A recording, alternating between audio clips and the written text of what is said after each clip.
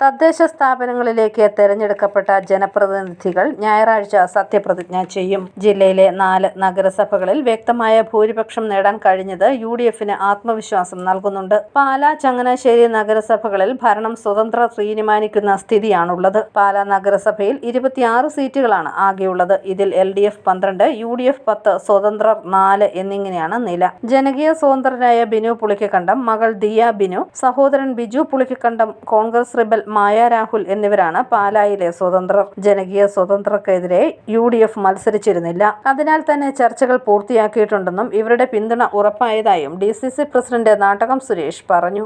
ബിനുവും സഹോദരനും മോളും മായയും ഒക്കെ അവരെല്ലാം UDFന് അനുകൂലമായ നിലപാടാണ് എടുത്തിട്ടുള്ളത്. ജനങ്ങളുടെ വിധിയെഴുത്തും അത് തന്നെയായിരുന്നു.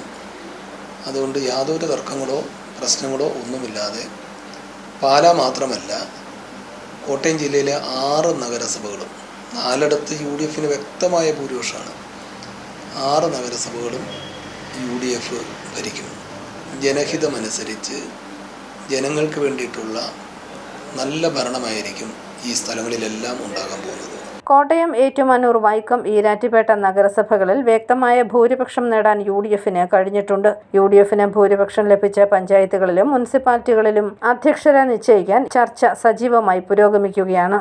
ജില്ലയിൽ ചിലയിടത്തെങ്കിലും ഭരണം നേടാൻ സ്വതന്ത്രരുടെ നിലപാടും നിർണായകമാകും. News bureau, Ponkunnam.